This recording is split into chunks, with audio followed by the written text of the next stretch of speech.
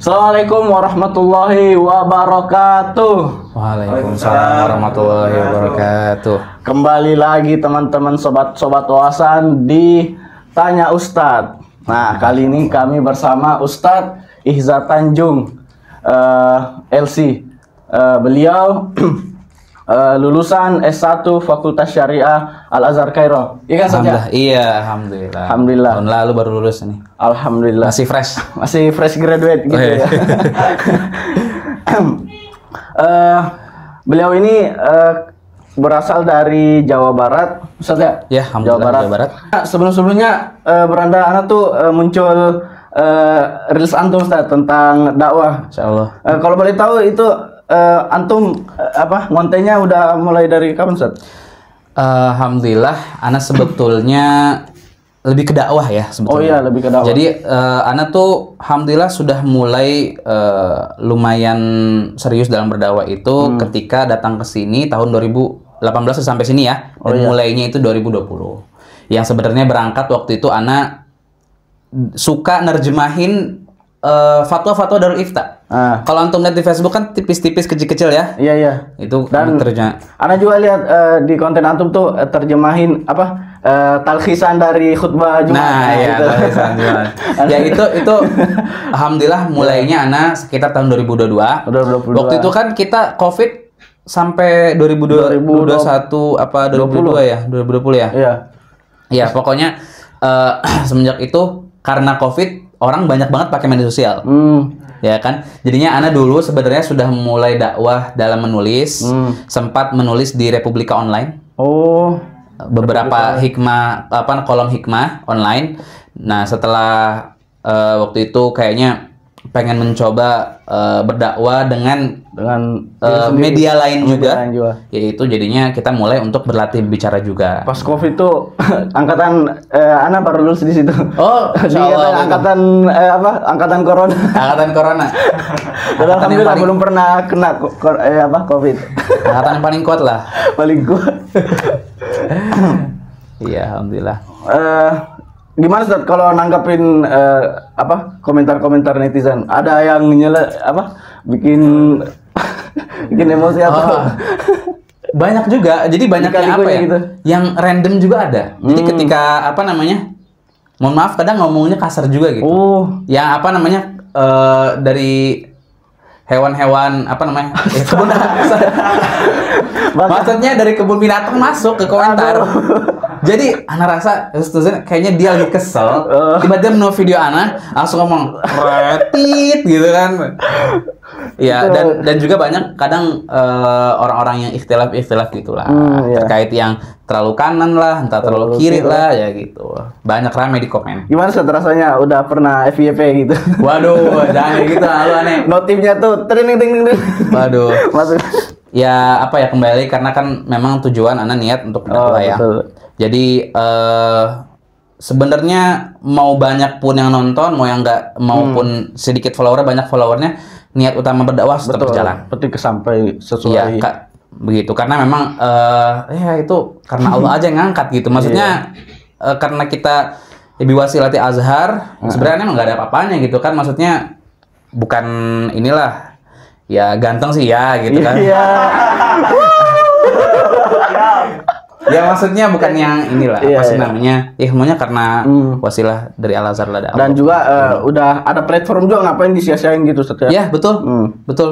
Kenapa kita nggak gunakan untuk kebaikan kan? Gitu. Alhamdulillah ini udah Ramadan ke berapa Ustaz? Sekarang sudah hari ke 27 ya? Iya, 27 ya. 27 hari 27. Berarti udah dekat ini sekarang udah lagi membayar zakat gitu kan? Iya. Betul. Dan dekat lagi nih hari raya Idul Fitri, udah sediain outfit yang ala Saudi. Biar kece-kece gitu ya. Nah, begini Sultan. Kita kan nih mahasiswa lagi rantau ya ke negeri orang tuh. Iya. Sekarang kan udah pada bayar zakat. Nah, gimana nih kalau sistem zakat kita nih sebagai perantau? Apakah bayarnya 2 kali di kampung juga sama di sini? Karena kan di kekeluargaan udah ini ada amil zakatnya gitu yang sudah nagih ke sana kemari. Itu gimana Ustaz? Apakah bayar 2 kali atau? Iya, jadi sebetulnya ada baiknya ya kita mengikuti juga manhajnya para ulama kita, guru-guru kita. Ketika membicarakan hal seperti ini, kita mencoba untuk melihat secara keseluruhan dulu. Oh, betul. Ya, zakat itu kan sebenarnya salah satu dari rukun Islam. Rukun Islam. Ya, kata Rasul kan bunal Islamu ala khamsit, syahadatu alla ilaha illallah wa anna muhammadar rasulullah wa iqamis shalah wa ita'iz zakah.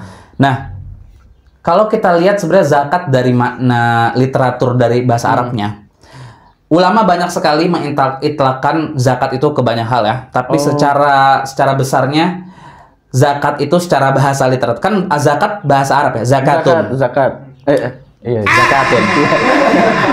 Ya kan? Nah, zakatun kan sebenarnya bahasa Arab. Iya. Jadi sebenarnya apa arti zakat itu? Secara besar ulama itu mengitlakkan kepada 2 hal. Bahwa zakat secara maknanya itu adalah An-nama, pertumbuhan. ya tumbuh. Yang kedua adalah at-tathhir, pembersihan. Ya, jadi sebenarnya kenapa Allah Subhanahu Wa Taala memilihkan kata zakat itu? Nah, Syekh Ibnu Daqiq Al-Id, salah satu ulama Mesir, Oh iya. ya, yang dalam buku beliau Ihkamul Ahkam Syarh Umdatil Ahkam, yang sebetulnya jadi ini juga jadi muqarrar kita di syariah Islamiyah. Oh, di syariah. Iya, anak kan dulu syariah, antum? Usul. Mungkin nanti ada pembahasannya. Iya, jadi di buku Ihkamul Ahkam beliau bilang Ya. bahwa kenapa dipilihkan makna zakat itu? Karena an-numu, pertumbuhan tadi kan. Kenapa? Karena zakat itu kan sebenarnya mengeluarkan mengeluarkan mikdar atau kadar ya tertentu dari harta. Dari harta. Nah, maka dengan dikeluarkannya zakat itu Ya. menjadi sebab tumbuhnya harta. Tumbuh harta. Rasulullah bilang apa waktu itu? Kalau Rasulullah SAW, Soalnya. mana kosomalun min sodakoh. Tidaklah berkurang harta karena sedekah. Karena sedekah. Maka dari itu sangat pas sekali lah makna zakat itu bahwa mana yang numu pertumbuhan. Juga Syekh Ahmad Thayyib, Syekhul Azhar, beliau sempat berbicara mengatakan bahwa makna ini sangat setara atau sangat relevan dengan ayat dalam Al-Qur'an. Allah berfirman, "Wa ma anfaqtum min nafaqatin Au nazartum. enggak beda. Wa ma anfaqtum min nafaqatin fahuwa yukhlifu. Wa ma anfaqtum, Allah Subhanahu wa taala berfirman, "Wa ma anfaqtum min syai'in fahuwa yukhlifu." Dan tidaklah ya, dan semua yang kamu nafkahkan, kamu sedekahkan, fahuwa yukhlifu, Allah menggantinya. Oh ya. Wa huwa khairur raziqin, dan Allah sebaik-baiknya pemberi rezeki. Nah, zakat kan tentang sedekah, Ustaz. Ya. Jadi teman-teman ahlan yang mau THR sama saya. Boleh, aman THR. Lanjut, Ustaz. Iya. Nah, Syekh Sya'rawi juga sempat juga menyampaikan sebuah ayat yang relevansi dengan ini. Itu di surat di surat Al-Baqarah kalau tidak salah. Itu masalul ladzina yunfiquna amwalahum fi sabilillahi kamasali habbatin ambatat sab'a sanabila fi kulli sumbulatin mi'atu habbatin. Barang siapa yang menginfakkan hartanya di jalan Allah, seperti dia itu satu biji yang ditanamkan, tumbuh darinya anbatat sab'a sanabil, 4 tangkai, 7 tangkai. 7 tangkai. Fi kulli sumbulatin mi'atu habbah. Di setiap tangkainya ada 100 habbah. 100 biji gitu. Jadi maksudnya dari satu yang diinfakkan dia berkembang banyak. Maka dari itu sangatlah sesuai ya bahwa zakat itu adalah makna numu. Yang kedua, zakat itu secara literatur bahasa Arabnya artinya tathhir, membersihkan. Membersihkan, tathhir. Iya, tazkiyah. Tazkiyatun. Allah Subhanahu wa taala kan berfirman, khudz min amwalihim shadaqatan tutahhiruhum. Ambillah sedekah dari mereka-mereka agar dibersihkan diri mereka. Itu maka kalau kita ngomongin nih tadi kata antum kan kita gimana harus bayarnya? Itu di sini juga di sini apa juga atau apa di ini kita di daerah kita di ya. daerah? Nah, kita bisa melihat ke sebuah hadis yang juga berkaitan dengan diwajibkannya zakatul fitr. Penggalan hadis yaitu ketika Sayyidina Mu'az diutus oleh Nabi Muhammad SAW ke Yaman. Ke Yaman. Nabi bilang apa? A'limhum annallaha. Beritahulah kepada mereka ahli Yaman, annallaha qad farada alaihim shadaqah. Allah sungguhnya telah mewajibkan bagi mereka untuk mengeluarkan zakat ya, sedekah. Tu'khadhu min aghniyaihim faturaddu ala fuqara'ihim. Diambil dari orang kaya dari mereka semua dan dikembalikan, dibayarkan kepada orang-orang fuqara di antara mereka. Oh. Ketika ada kata diambil dari orang kaya dari mereka dan dikembalikan ke orang miskin mereka, yang kita bisa pahami bahwa ketika zakat fitrah diambil oleh kita di negara ini, dikembalikannya ke fuqara di kampung di negara ini, di negara itu gitu. Karena kan yang ahli Yaman maka ulama juga mengambil dalil ini bahwa harta zakat yang diambil di negara itu harus dikembalikan ke orang mustahik di negara itu gitu. Walaupun ada berbeda, walaupun ulama Hanafiyah bilang boleh kita untuk ngasih ke kampung, tetapi ada koidnya lah, ada syaratnya. Jadi maksudnya memberikannya kepada keluarga kita yang kurang mampu. Oh, misalnya ada ya keluarga kita yang sedang butuh. Karena ketika kita ngasih itu bukan hanya tujuan zakat itu kan memenuhi kebutuhan orang yang membutuhkan. Ya. Ketika kita ngasihnya ke keluarga bukan hanya mengasih kebutuhan mereka, tapi silaturahim. Maka dari itu Imam Abu Hanifah berpendapat boleh kalau ngasihnya ke keluarga yang membutuhkan di negara kita. Betul. Gitu. Jadi jawabannya itu, kita kalau Abu Hanifah bilangnya boleh. Abu Hanifah tapi ke keluarga yang membutuhkan di negara sana. Sementara ulama yang lain dengan perbedaan tafsir lagi atau perbedaan pendapat dan koid-koidnya, mereka berpendapat tidak boleh dikirimkan ke negara lain, harus di negara tempat kita tinggal. Gitu. Berarti lebih baiknya di negara kampung tersendiri, di asal. Iya, gitu. Dengan hadis yang tadi ya. Oh iya, betul. Gitu, yang saya ini kan Ustaz udah nggak lama lagi ya, kita udah Lebaran gitu. Iya, benar. Tinggal 3 hari lagi ya. Biasanya kan kalau di kampung tuh kita masak-masak bareng keluarga. Ya, kangen sih. Dan di sini kita biasa sama serumah doang gitu. Iya, di sini serumah doang. Ustaz pernah coba makanan khas Makassar gak? Pernah, dan kebetulan anak pas lagi sebelum ke Mesir, belum pernah ketemu makanan Sulawesi. Justru pas di sini. Pas di sini? Iya. Nah, pasti di Kuliner Bi. Iya, benar. Itu kalau makan makanan khasnya dapat banget lah. Iya, anak waktu itu pernah nyoba konro. Yang kuahnya Coto ya, coto Makassar yang kuahnya itu agak kacang-kacang ya. Iya. Dan pakai ketupat. Nah, yang bening-bening itu?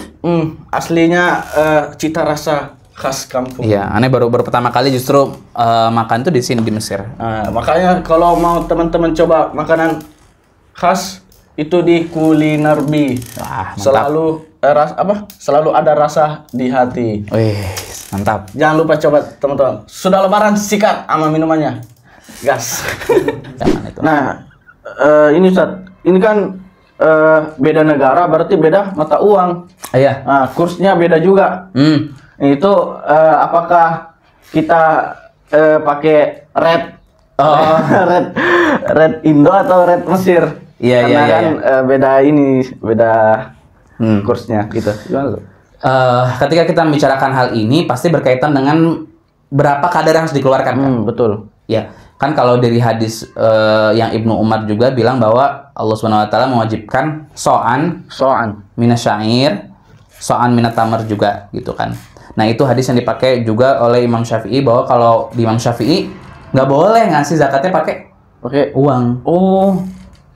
Berarti harusnya kalau nggak tamar atau nggak syair atau nggak kutbalat, makanan pokok di negara itu. Oh, berarti Kalau nggak beras, Ya, di Indo, kalau di Oh, Indo di apa? Indo. Di Indo beras. beras. Kalau di Mesir, Bukan gandum. Nggak kan? bahan pokoknya. Kalau is nanti basi. Oh, nanti jadi ini. Jadi Bisa apa? ganjal pintu kalau Ya kan? Jadi ya. kalau pernah lihat Ustadz Somad juga pernah ya, senior kita kan Ustadz Somad kan juga yang lulusan sini, beliau juga pernah bilang kalau saya sendiri mengambil pendapat Imam Syafi'i. Jadi beliau ngasihnya langsung pakai beras. Oh. Sementara kalau Abu Hanifah, beliau bilang begini, sebenarnya apa ya? Beliau bilang juga memberitahu bahwa kadarnya itu lumayan tafsil sih ya. Jadi kalau syair dia itu setengah, dulu ya. Jadi kalau Abu Hanifah bilangnya setengah sok satu sok itu kan 2 kilo. Ya. Nah berarti kalau setengah sok 1 kilo ya. Jadi kalau beliau bilang satu sok dari gandum atau maaf setengah sok dari gandum atau 1 kilo ya dari tepung kismis atau satu sok itu 2 kilo. Satu sok 2 kilo. Satu sok dari 2 kilo pas. 2 kilo pas ya 2 kilo sekian lah perkiraan gitu. Oke. Dari kurma dan syair dan sebagainya. Nah tapi bagi mereka sebenarnya yang intinya itu kimahnya atau nilainya. Oh. Jadi maksudnya tidak harus mutlak kepada barangnya. Maksudnya ya kismisnya ya ininya gitu. Maka ulama Hanafi bilang boleh ngasih zakatnya pakai uangnya. Pakai uang. Karena mungkin dan yang diterapkan di Mesir itu. Antum sering ingat ya kalau tahun lalu mau Idul Fitri ada Darul Ifta ngasih Iya, itu berapa lagi? 30 sekian. 30 sekian. Iya, Kalau jadi- untuk sekarang belum. Aneh kemarin udah bayar. Oh, iya. 35. Oh, 35. 35. Mungkin setaranya itu kali ya, 2 sok itu. Karena kalau kata ulama Hanafiyah, itu yang mungkin lebih cocok ke kondisi sekarang. Karena kan kebutuhan nggak hanya bahan pokok Nggak, aja. Bayangin dia udah punya bahan pokok, udah punya gandum, udah punya is banyak, nyampe di ganjel pintu. Terus tiba-tiba harus dapat gandum lagi. Dia butuhnya maka uang buat beli baju Iya, apa gitu benar. ya kan. Ya maksudnya itu yang lebih munasib dengan kondisi sekarang. Betul. Terbayang nggak kalau misalnya dia harus ngejual lagi gandumnya buat nyari uang? Lebih parah lagi nanti dapatnya. Iya kan hampir semua udah punya gitu. Iya, iya, gitu. Makanya kalau kata ulama yang di Darul Ifta pun di sini mereka lebih cocoknya bahwa kita mengeluarkan dengan uang yang lebih cocok dengan kebutuhan mereka, gitu. Lebih inilah fleksibel, gitu. Baik Sobat Wawasan, mungkin sampai sini saja dulu segmen Tanya Ustadz kali ini bersama Ustadz Ihza kita. Terima kasih. Terima kasih banyak Ustadz Anda juga ya. telah memberikan faedah-faedah Alhamdulillah. dari pertanyaan-pertanyaan dari teman-teman, bahkan dari netizen pun. Semoga bermanfaat. Ya Rob. Ya Rob. Baik, sampai jumpa di Ramadan Helwa selanjutnya. Mungkin ini yang Tanya Ustadz yang terakhir. Ya. Teman-teman jangan lupa subscribe, like, komen, dan subscribe Ustadz Ihza. Oke. Oh, follow IG-nya. Iya, Ihza Tanjung. Ihza Tanjung. _28.